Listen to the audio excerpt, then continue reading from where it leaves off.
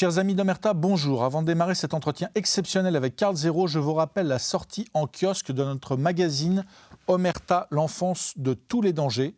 Durant plus de 3 mois, nos journalistes ont mené l'enquête afin de dresser la liste des menaces qui pèsent aujourd'hui sur nos enfants. Ultraviolence, wokisme, phénomène sectaire, éducation qui ne transmet plus grand-chose, et aussi une enquête exceptionnelle au cœur de la pédocriminalité sur Internet, la pédocriminalité 2.0, Internet étant devenu le nouveau terrain de chasse des pédocriminels. Alors vous le savez, Omerta ne bénéficie d'aucune subvention publique. Omerta ne vit que grâce au soutien de ses abonnés. Votre soutien est fondamental si vous souhaitez qu'Omerta, ses journalistes, poursuivent leur travail d'enquête, d'investigation sur des sujets tabous, des sujets interdits, des sujets que les autres médias ne peuvent ou ne veulent traiter. Votre soutien est fondamental. Si vous souhaitez nous soutenir, c'est facile. Vous pouvez vous procurer notre magazine dans plus de 5000 kiosques partout en France ou vous abonner via notre site internet www.omertamedia.fr. Les liens sont en description de la vidéo. Nous recevons aujourd'hui Karl Zéro, ancien animateur vedette de Canal+, pour son interview exclusive de Marc Dutroux. Sa vision de l'histoire, son implication, l'implication d'autres personnes, c'est quelque chose qui n'a jamais été révélé par aucun média. Non, qui est un secret qui est bien caché depuis le procès de Marc Dutroux en 2004, il y a 20 ans, et depuis l'arrestation de Dutroux en 1996, il y a donc 28 ans. Effectivement, alors j'ai pas fait d'échange en fait. Moi j'ai envoyé des questions via son avocat, Marc Dutroux, et Marc Dutroux m'a répondu en une fois, mais il m'a répondu 100 pages dans lesquelles il y a à boire et à manger. Il y a des trucs que j'ai toujours pas compris pourquoi il me les envoyait. Par exemple, une photo de lui en train de réparer un mur quand il était jeune. C'est peut-être pour me montrer qu'il réparait des murs. Ou des lettres, des échanges de lettres avec son épouse, qui n'apportent rien au dossier, qui n'apportent rien à mes questions. C'est son côté, on va dire, un peu cryptique. Il faut dire que, d'abord, que Marc Dutroux est un psychopathe, un assassin et une saloperie. Puisque son rôle d'homme de main consistait à rapter des fillettes ou des adolescentes et à les conserver chez lui jusqu'à ce qu'elles soient prises en main par les commanditaires. Et au fond, tout mon questionnement est autour de ces commanditaires. C'est-à-dire qu'il a été jugé comme un prédateur isolé et j'ai toujours eu un goût, moi, un arrière-goût c'est quand même pas possible d'enlever, parce que là, il s'agissait quand même, il y avait 6 filles, pour son propre plaisir, enlever 6 filles et les garder chez soi, ça n'existe pas. Si tu prends même Michel Fourniret, il va rapter une petite, il va la violer, il va la tuer et il va aller l'enterrer. Il ne va pas les garder chez lui. Donc il n'y a aucune raison logique pour que Dutroux agisse seul avec sa femme, qui ne viole pas, et un complice, Michel Lelièvre, les 3 seuls qui vont prendre véritablement des peines de prison. Donc le plus simple, c'était de lui demander. Et le plus simple était donc d'appeler l'avocat, qui s'appelle Bruno Daillez, et de dire, cher maître, voilà, j'ai ce sentiment d'inachevé. Je voudrais comprendre, et je pense qu'il faut poser la question à Dutroux. On a discuté, on a vu que nos intérêts étaient d'une certaine façon convergents.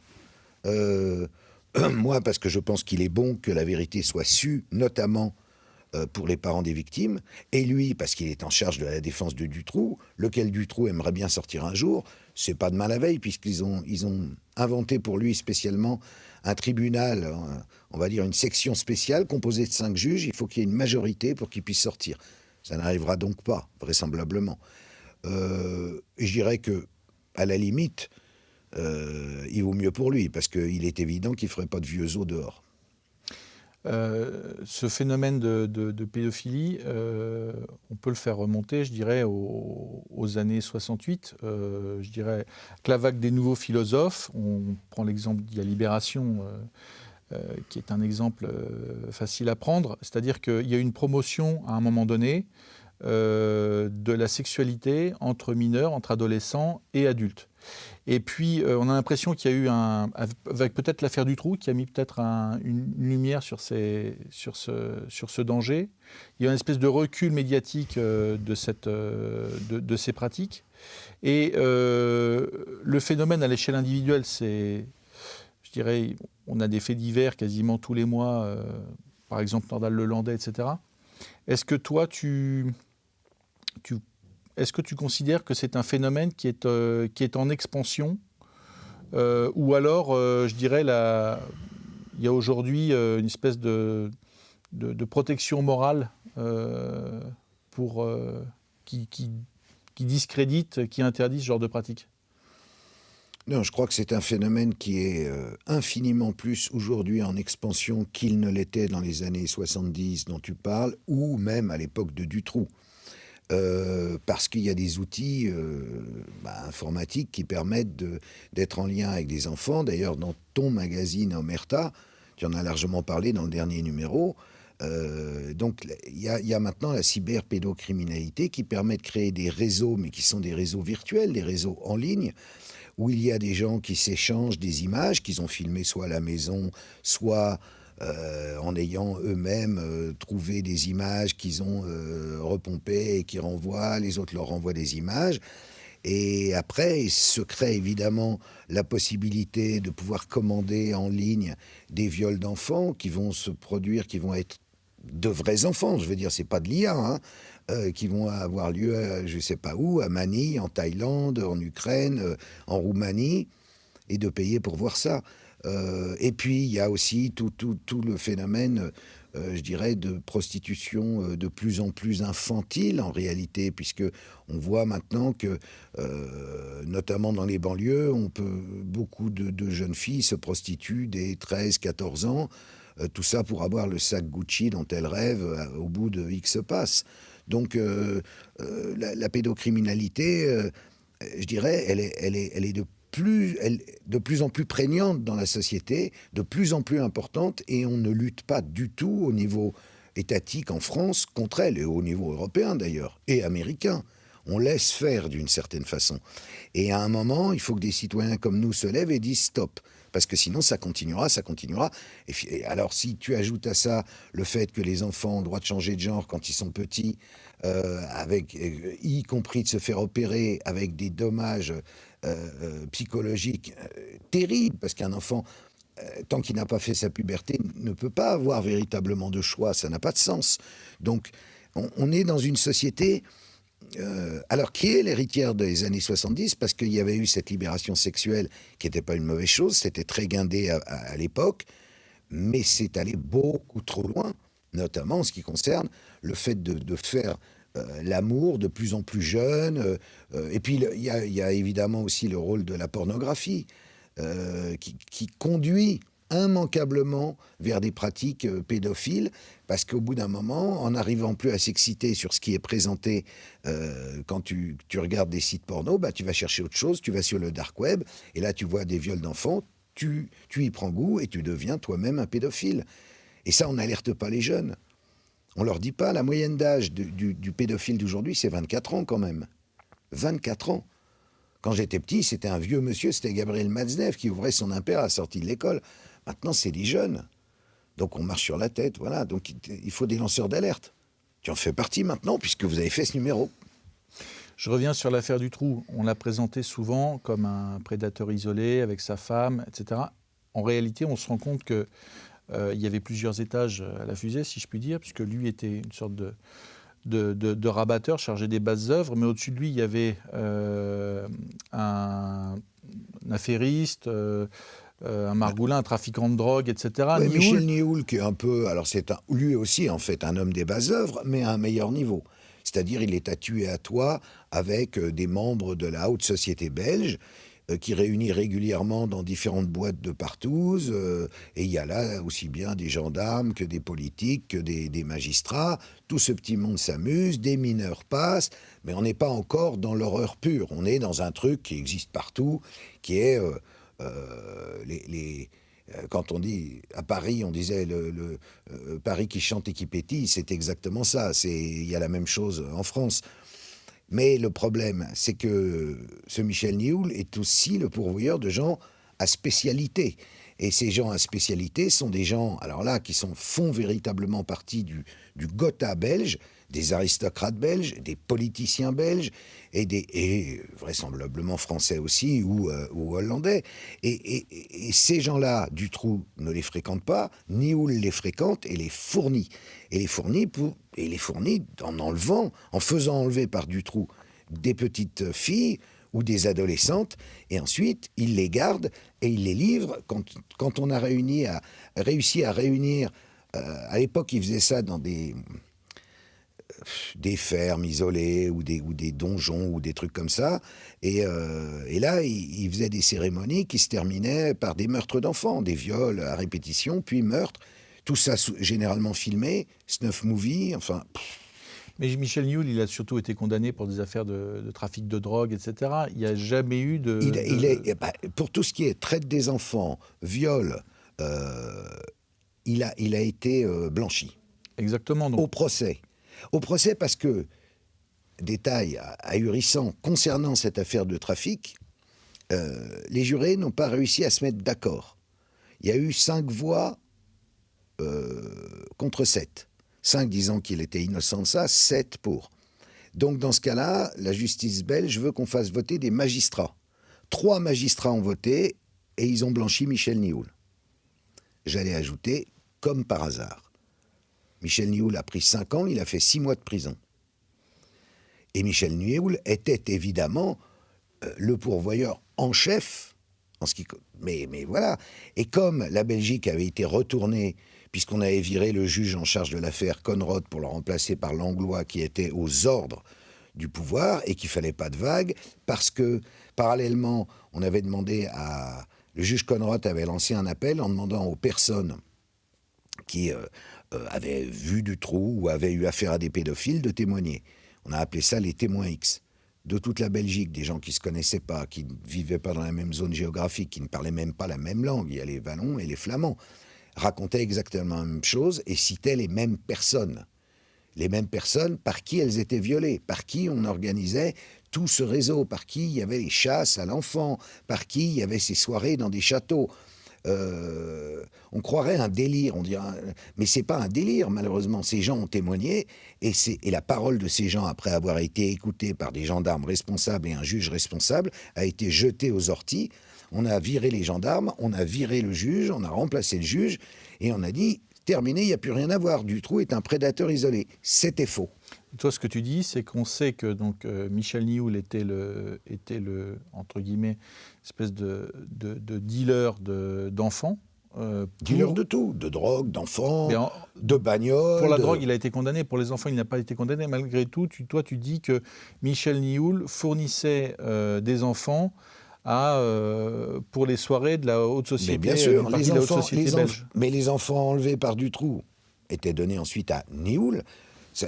Il le raconte parfaitement, Dutroux, dans l'interview. Hein. Il avait peur de Nioul.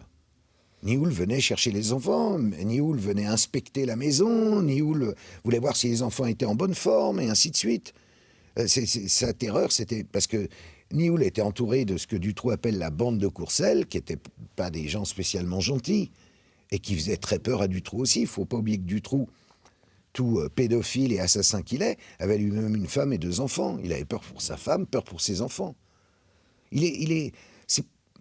C'est pas Hannibal Lecter dans Le silence des agneaux, Dutroux. Est-ce qu'il regrette Dutroux aujourd'hui ? Il dit qu'il regrette, il dit qu'il pense chaque jour aux petites victimes, mais il en fait des tonnes. Moi, je crois qu'il regrette pas tellement, parce que pour lui, un essieu de camion ou une petite fille, c'est pareil. Il se rend pas vraiment compte. C'est un psychopathe. Il n'a pas de... Comment dire ? Il n'a pas d'affect. Il s'en fout. Mais il dit, quand même, c'est pas normal que ce soit moi qui prenne tout. C'est vrai qu'il a tout pris. C'est le lampiste. Ce qu'il faut expliquer aux auditeurs, ce que tu expliques très bien, c'est qu'il y a dans les phénomènes de pédocriminalité, il y a des prédateurs isolés, comme Fourniret, qui travaillent pour leur propre compte, et il y a finalement ces rabatteurs qui ne sont que, je dirais, le commencement d'une chaîne d'approvisionnement.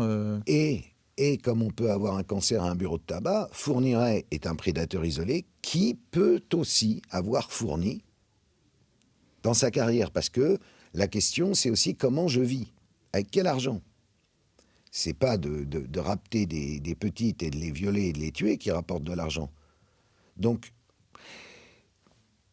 évidemment, c'est complexe parce que dans l'affaire Fourniret, il y a une petite d'origine thaïlandaise dont le prénom était Maniana et qui se retrouve violée et tuée par Fourniret, mais il va déposer son corps dans le jardin du procureur du roi de l'affaire Dutroux, le procureur Michel Bourlet, qui est d'ailleurs interviewé aussi dans l'envers des affaires. Pour quelle raison? Un signal, il veut dire quelque chose. C'est très étrange. C'est très étrange. Donc, il peut parfaitement y avoir des... Enfin, faut pas imaginer qu'il y a qu'une casquette en vrai. Ce que tu dis est vrai. Il peut y avoir... Mais il y a toujours un doute. Et comme on nous a toujours servi l'histoire du prédateur isolé, qui plaît, parce que c'est l'histoire des contes pour enfants, c'est l'ogre, c'est... alors ça rappelle à tout le monde quelque chose, le très méchant monsieur. Mais ce très méchant monsieur, il a besoin de croûter aussi. Il a besoin de vivre. Donc, il peut rendre des services. Il peut répondre à des commandes. Certains... Dutroux, lui, c'est véritablement un trafiquant. Avant toute chose. Il trafique toutes sortes de choses. Et tout se vaut. Il n'y a pas entre un sachet de pilules d'ecstasy ou une petite fille. Bon, c'est un trafic et il va prendre quelque chose au passage. Fourniret, c'est un serial killer. Il tue. Mais ces gens se croisent, ces gens se rencontrent, ces gens se connaissent. Ils rencontrent d'autres pédophiles, certains qui ne sont pas des assassins. Après, peut-être d'autres veulent visionner. À l'époque, c'était des cassettes vidéo. Peut-être il va filmer. On ne sait pas, en fait. Et comme il n'y a jamais d'enquête, pourquoi il n'y a jamais d'enquête? Parce qu'on ne veut pas que ça remonte. C'est toujours le mot d'ordre, c'est « je ne veux pas de problème ». Donc, en général, l'adjudant de gendarmerie ou le major, il va faire le boulot. Mais au-dessus, le colonel va dire « oh là là là là là, il y a le pouvoir au-dessus, je ne veux pas d'emmerdement, on va laisser tomber, on va garder le prédateur isolé, le serial killer, d'accord, le père incestueux, d'accord, mais le réseau, non. Parce que dans le réseau, il y a qui? Il y a qui?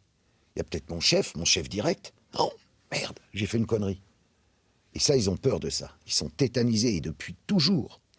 C'est ça qu'on dénonce. C'est ça qu'on veut qu'ils changent. On veut que les flics, les gendarmes aient les moyens d'enquêter, mais vraiment sereinement. On dit la justice doit être sereine, mais elle ne l'est pas du tout.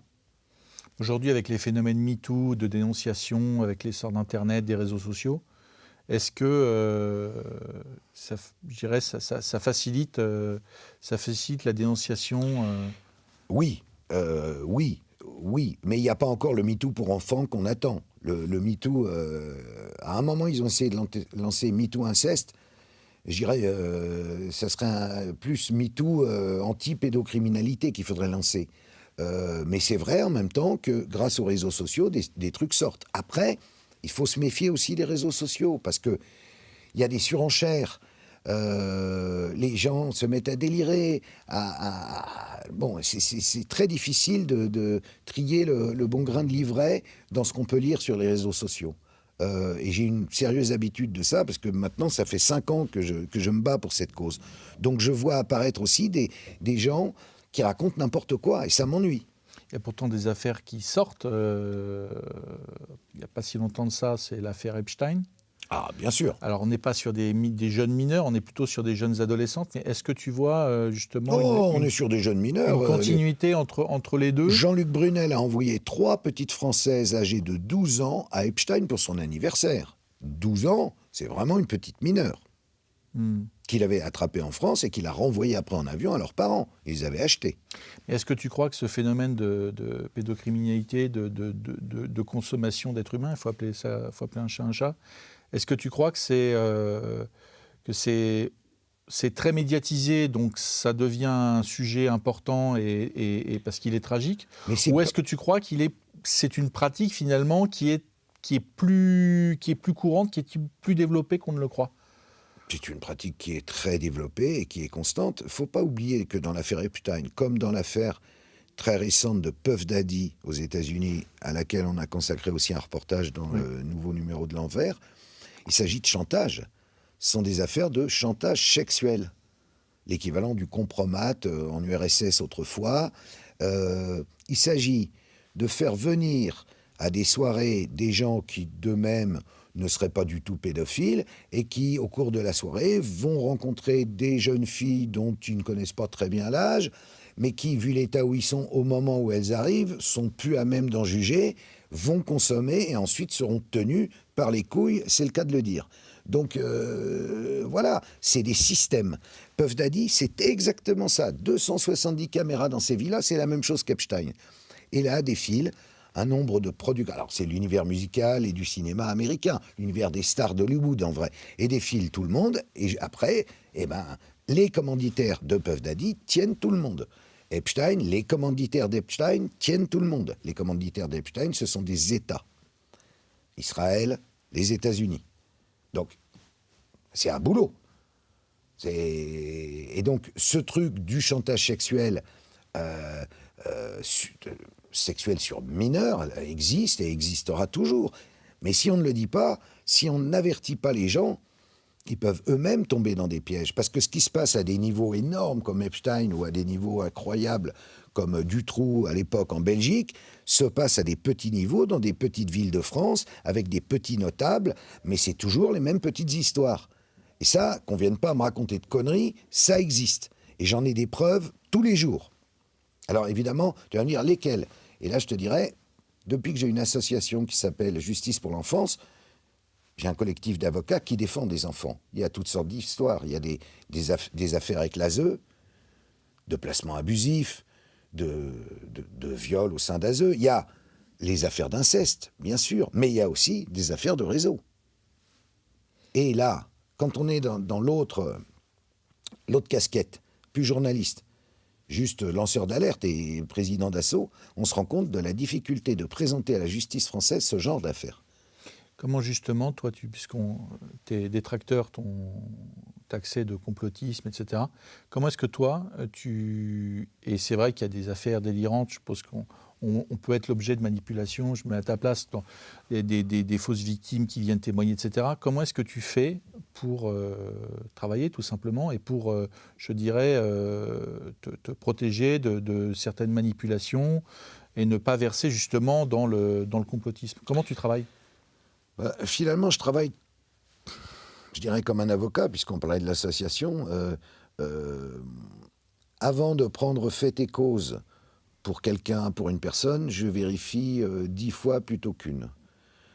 Pour être extrêmement sûr qu'on n'est pas en train de me balader. Et jusqu'à présent, j'ai pas du tout le sentiment d'avoir été baladé une seule fois. Parce que ça serait très dangereux.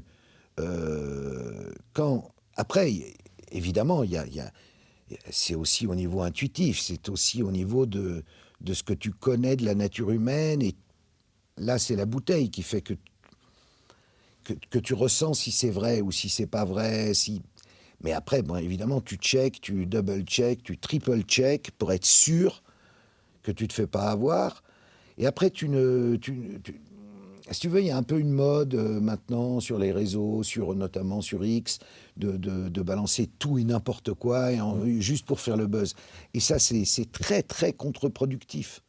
Parce que après, plus personne ne croit à rien. J'aime pas beaucoup ce truc-là. Alors après, on dit, les plus fous vont dire, il est de l'opposition contrôlée. Mon cul, je suis de l'opposition tout court. Et je dénonce un truc qui existe, mais avec des vrais éléments, pas en fantasmant, quoi. J'essaie de rester très, très, très sérieux sur ce que je fais. La pédocriminalité est-elle aujourd'hui devenue un sujet pour les politiques? On a bientôt les élections législatives. Est-ce que c'est un sujet dont les politiques se sont saisis aujourd'hui sérieusement? Pas du tout. Pas du tout. Honte à eux. Non. Macron n'en parle même pas. Il a créé la Civise. Elle a donné d'excellents résultats. Elle a proposé 87 mesures qui tombaient sous le sens. Il a viré le juge Durand. Depuis, se succède à sa tête chaque jour un nouveau personnage qui démissionne 2 jours après parce qu'il a une casserole, il a ci, il a ça. C'est pas sérieux. Là, il y a des élections, effectivement. C'est peut-être l'occasion, quel que soit si déjà il y a une majorité qui se dégage et qu'il y a un gouvernement. Sinon, Macron continuera à tirer les ficelles avec des unions absurdes. et il créera sans doute le chaos qu'il voulait. Si une majorité se dégage, j'espère qu'elle aura à cœur, alors il le jure, la main sur le cœur évidemment, en période préélectorale, mais de prendre à cœur la défense des enfants. Comme je l'ai déjà dit 50 fois, si les enfants, c'est notre avenir. On parle, j'aime la France, mais la France, c'est nos enfants. Et si on ne protège pas les enfants, alors on sert à quoi? Mais à rien du tout, on peut aller se coucher. L'âge de la retraite, c'est bien beau, ou les immigrés, c'est bien beau. Mais tout ça, j'en ai rien à foutre. Ce qui m'intéresse, c'est les enfants. C'est eux qu'il faut sauver. Et ça, effectivement, j'entends. Là, pour l'instant, j'entends personne. Hein. Et je le déplore. Tiens, je pourrais faire un appel aux candidats. J'avais fait un film, 1 sur 5, qu'on peut encore voir, qui traitait de la France pédolande. Ensuite, j'ai fait 1 sur 5 face aux candidats. On ne peut pas dire qu'ils soient bousculés. Certains se sont fait excuser, d'autres ne sont pas venus. Marine Le Pen, et Dieu sait que je ne suis pas pour Marine Le Pen, mais elle est venue, elle avait un vrai... Elle avait des trucs à dire. Et curieusement, Anne Hidalgo, tu vas me dire, Anne Hidalgo, ça fait rire tout le monde. Mais Anne Hidalgo, le PS avait un programme là-dessus. Les autres, ils étaient aux abonnés absents. Globalement, c'était n'importe quoi. Mélenchon n'est même pas venu. Zemmour, non plus. Enfin... Comment t'expliques que Sound of Silence a été démonté par la critique au point qu'il n'a pas été diffusé je crois, donc vraiment, ça se compte sur les doigts d'une main dans quelques salles de cinéma, alors que finalement, il n'y a rien d'extraordinaire dans le film. Enfin, c'est un film sur le trafic humain. Voilà. Il a été démonté parce qu'il apparaissait, c'est toujours pareil. Oui, c'est un film QAnon, c'est un film complotiste, il ne faut pas aller le voir, va des rétro Satanas. Pour de mauvaises raisons. Et après, ce qui est marrant, c'est que même au sein de ceux qui sont contre la pédocriminalité, d'autres disaient « Oui, mais c'est un film qui a été produit par Carlos Slim, le milliardaire mexicain, et des groupes mormons et francs-maçons, n'importe quoi. » L'important, peu importe d'ailleurs, combien même, l'important c'est que le film existe, que les gens ouvrent les yeux sur la réalité du trafic humain. C'était le but. Pareil pour les survivantes de Barnerias, là, qui est en ce moment à l'affiche. Alors on pourra dire « Oui, Barnerias, ceci, cela ». Il a fait hold-up, donc c'est un complotiste. Non mais Barnerias a rencontré des femmes qui ont été victimes de réseaux pédocriminels, qui ont été abusées, qui ont été torturées. Et ce sont des femmes qui aujourd'hui sont adultes et qui s'expriment et qui racontent. C'est très important.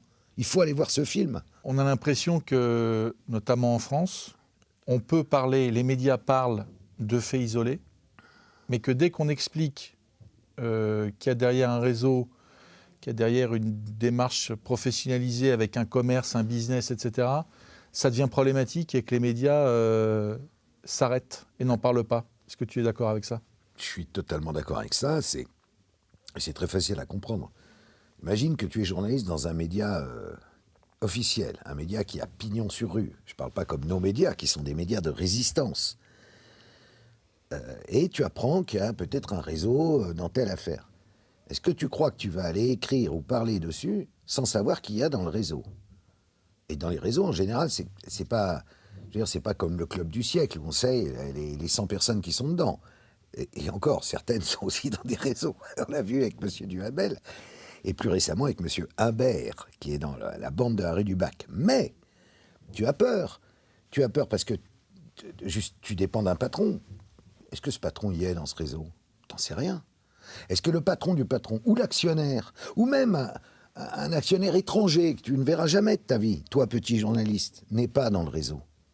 Donc, tu vas te protéger, et tu vas pas en parler. Et après, bon, de toute façon, en conférence de rédac, tu vas lever le doigt timidement en disant, là, il y a peut-être un réseau quand même. Et tout le monde va te regarder en disant, mais t'es complotiste, t'es complètement fou, ça n'existe pas. Tu sais très bien que ça n'existe, c'est la doxa, ça n'existe pas. Alors là, il se passe un truc qui est... Alors là, moi, je jubile. Libération, le journal qui défendait la pédophilie dans les années 70, nous sort une enquête sur un réseau pédocriminel d'élite, plus haute humeur, ça n'existe pas. Jean-François Revel, académicien, Gibault, l'avocat, qui est le testamentaire de Céline, j'en oublie, Claude Imbert, patron du Point, fondateur du Point, j'en passe et des meilleurs. Tous ces gens-là se réunissaient à l'hôtel de Siam, dans le 7e arrondissement, avec des capes et des masques, pour violer des petits-enfants qu'ils avaient préalablement adoptés à cette fin avec des objets métalliques. Non mais on rêve. Et c'est Libé qui le dit, donc maintenant, c'est eux qui sont complotistes. Tu as été un animateur phare de Canal. Est-ce que tu as pu constater, je dirais, parce que tu as fréquenté le gratin médiatique, politique, est-ce que tu as pu constater effectivement des anomalies? Est-ce que tu as eu à l'époque déjà des témoignages, des alertes Ça m'a même coûté ma place à Canal+. Hein. C'est l'affaire Allègre-Baudis. C'est la seule fois où j'ai été confronté à une affaire de réseau pédocriminel, comme je te le décris, avec des soirées et des enfants, c'est dans cette affaire Allègre. J'en ai parlé à la télévision, j'ai lu une lettre du serial killer Patrice Allègre qui racontait comment ça se passait. J'ai ensuite interviewé les 2 ex-prostituées qui racontaient tout aux gendarmes, Michel Roussel, qui a giclé comme les gendarmes dans l'affaire belge, d'ailleurs, qui s'est fait virer avec perte et fracas. J'ai fait état du fait qu'il y avait dans ces soirées des petites filles, et là, ça a été la fin des haricots pour moi. J'ai pas été viré immédiatement, mais Dominique Baudis étant président du CSA, ayant droit de vie ou de mort sur l'antenne même de Canal+, il était clair que mes jours étaient comptés, et ils l'étaient, et j'ai giclé. Donc, la seule fois... En fait, ça pose la question de la conscience. Quand j'ai été confronté à ça, je me suis dit, je peux ne pas en parler. Mais si je n'en parle pas, à quoi je sers dans la vie? Je suis quoi au moment où ça m'arrive? Je suis journaliste, j'anime une émission qui est une émission qui a beaucoup de succès. Et pour conserver l'argent, la gloire et ce succès, il faudrait que je taise un truc comme ça. Non, je vais le dire. Et je l'ai dit. Et j'ai payé. Mais j'ai ma conscience pour moi. Tu as été soutenu à l'époque par des collègues ou... Je les cherche encore. Bien sûr que non. Dans ces cas-là, t'es lâché, mais t'es lâché tout nu en race campagne et on te tire à vue. C'est plus facile aujourd'hui, tu penses, de dénoncer ce genre de pratiques pas quand plus on facile. fait partie des médias ou de la politique? C'est pas plus facile, c'est juste que j'ai l'âge qui va bien. Je suis en retraite et je les emmerde. Donc, tu vois, j'ai pas peur de ce que va penser mon patron. J'ai pas de patron, à part Dieu, bien sûr, mais j'ai pas de patron. Donc, je dis ce que je vois, ce que je constate, j'enquête là-dessus et je révèle quand j'ai des trucs à révéler. Et rien ne m'arrêtera. Rien. À l'époque, c'était beaucoup plus complexe. D'ailleurs, j'ai payé. J'ai tout pris dans la gueule. Je suis un affabulateur, un connard. J'ai tué Baudis. Il est mort tout seul. Il n'y a pas besoin de moi. Hein. Enfin, bref. C'est vrai qu'au fond, tu avais une position très confortable. Tu étais un animateur phare de Canal. Est-ce que tu n'as jamais regretté de t'être lancé dans cette... Parce que tu as... Non, mais non. Tu sais, on n'a qu'une vie. On n'a qu'une vie. Donc, si on est prêt à tout donner pour ce qui se passe uniquement sur cette terre, alors j'ai fait une connerie. Mais s'il y a un au-delà, et s'il y a autre chose, et si la morale et les valeurs existent, j'ai eu 100 fois raison. Parce que j'ai défendu, j'ai appris, j'ignorais même que ça existait à cette époque-là, en 2003. Je ne pouvais pas imaginer qu'il y avait des soirées comme ça avec des enfants, qui aidaient partout, je le savais. Mais j'ignorais que c'était possible. Là, j'ai compris que c'était possible, et j'ai dit, je vais en parler, et puis advienne que pourra. Voilà. Est-ce que tu t'intéresses aussi, parce que le phénomène s'est, entre guillemets, un peu démocratisé. On voit aujourd'hui par les applications de rencontres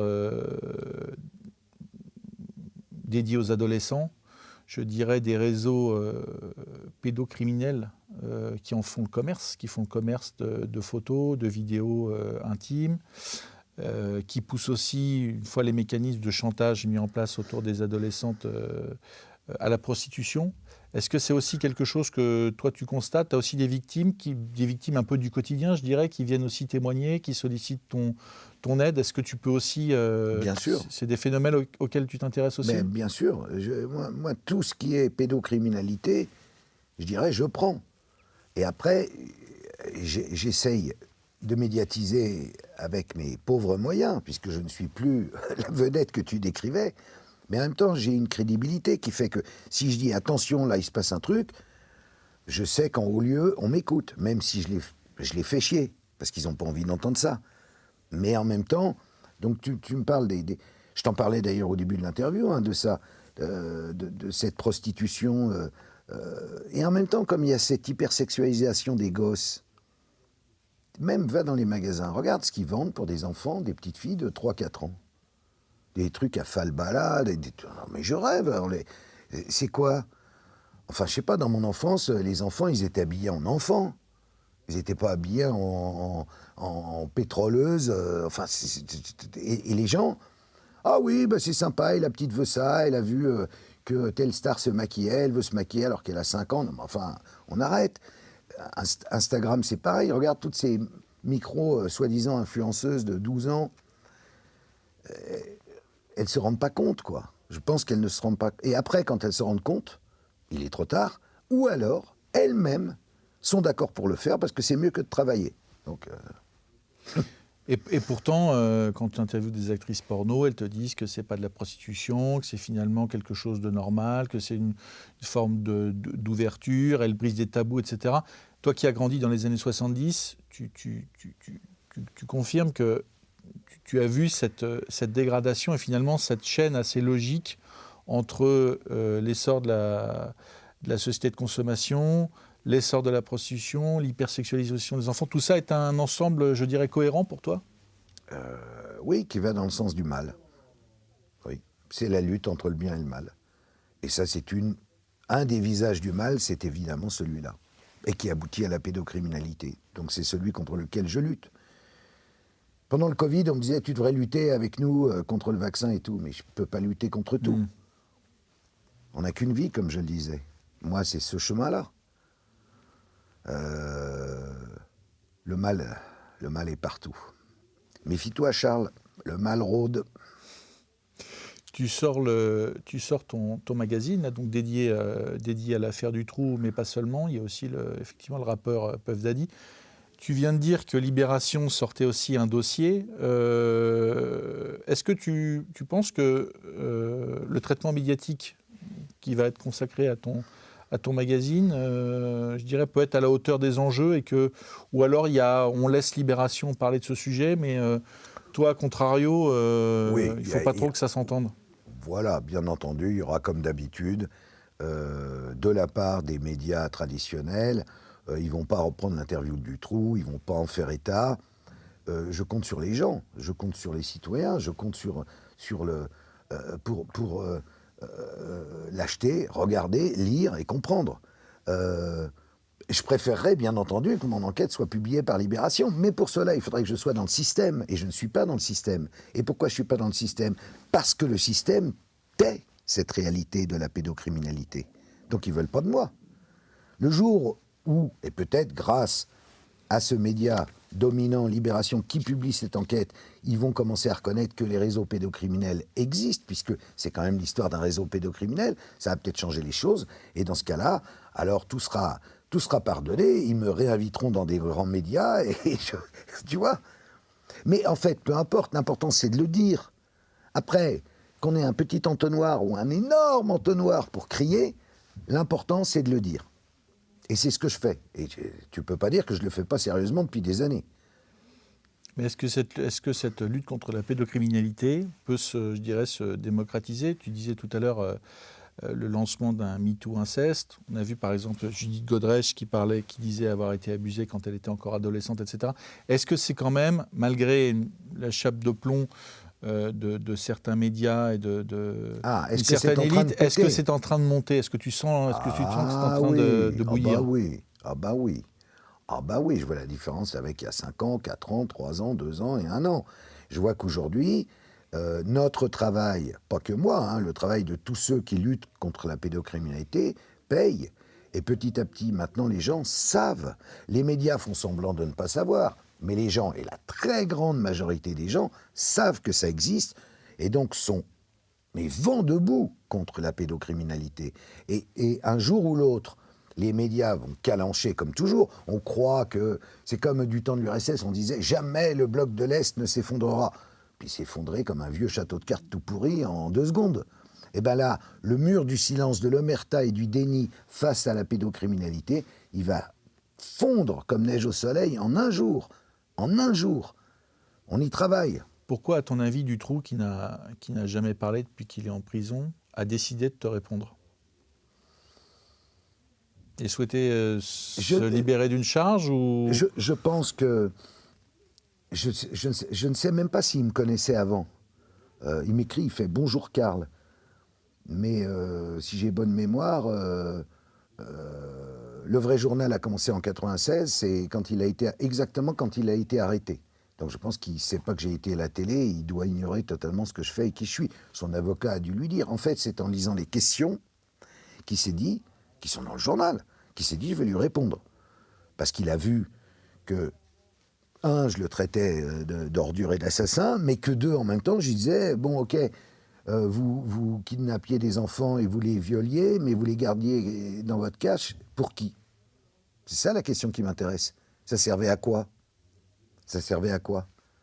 Parce que sinon, ça serait... Il y a des exemples. Joseph Fritzl a gardé sa fille enfermée pendant... Natacha Kampusch a été enfermée par un fou pendant 10 ans. Mais là, on n'est pas dans un cas comme ça. On est dans un cas où, clairement, il décrit qu'elles étaient là quelques mois et elles devaient partir. Donc, c'était bien... C'était un business. Et donc, je voulais qu'il raconte ce business. Et qu'on comprenne qu'au-dessus de lui, il y avait des gens qui aujourd'hui sont toujours soit morts, mais libres, qui n'ont jamais été inquiétés. Le système, terminé. Il n'y a rien à voir. C'est contre ça que je m'insurge. Les problèmes de procédure, tu disais que Michel Nioul, finalement, a été condamné pour trafic de drogue, mais jamais pour ce qu'il a fait dans le cadre de l'affaire Dutroux. Au-dessus, on n'a jamais remonté vraiment, il n'y a jamais eu de procédure, ni d'enquête, ni de condamnation. Est-ce que c'est un dysfonctionnement, je dirais, des années 90, parce que le phénomène était nouveau, et puis parce qu'on était en état de choc, etc. Est-ce que ces problèmes liés à l'enquête, le fait que finalement ça n'aboutisse très peu, voire pas du tout, est-ce que c'est quelque chose qui serait possible aujourd'hui en 2024 ? Bien entendu. Bien entendu. C'est toute la difficulté de faire sortir ce genre d'affaires. Parce que... les mots d'ordre vont aller très très vite. Dès lors qu'il y aura le nom d'une personnalité, on n'aura jamais la vérité. Jamais. Il va y avoir des coups de fil entre le pouvoir politique, le parquet, machin, et terminé. Donc on n'a absolument pas évolué, au contraire, depuis l'affaire Dutroux. Au moins au début de Dutroux, il y a eu un vrai juge, Conrott, qui a essayé, des vrais gendarmes, Aimé Bill et Michel Clip, qui sont interviewés dans le journal, qui ont essayé de faire l'enquête. Et on les a arrêtés. Aujourd'hui, je pense qu'il n'y aurait même pas d'enquête. Même pas d'enquête. L'enquête serait arrêtée tout de suite. Si une enquête pour inceste, peut-être, et encore. Mais une enquête sur un réseau, jamais. Jamais. Pourquoi Libé a attendu 40 ans pour sortir ce qu'ils appellent la bande, pour ne pas dire réseau, de la rue du Bac avec les sommités? Parce que c'est insortable. Parce qu'ils ont tous peur. Il n'y a pas que les médias qui ont peur. On parlait du journaliste qui a peur de Dieu sait quel actionnaire. Mais le magistrat a peur. L'avocat a peur. Le juge a peur. Ils ont tous peur. Il faut faire péter cette peur. Karl Zéro, merci pour cet entretien. Et Merci, je vous rappelle, Charles. chers auditeurs, la sortie dans tous les kiosques du magazine L'Envers des Affaires, disponible donc en kiosque et sur le site internet karlzero.tv. À très bientôt.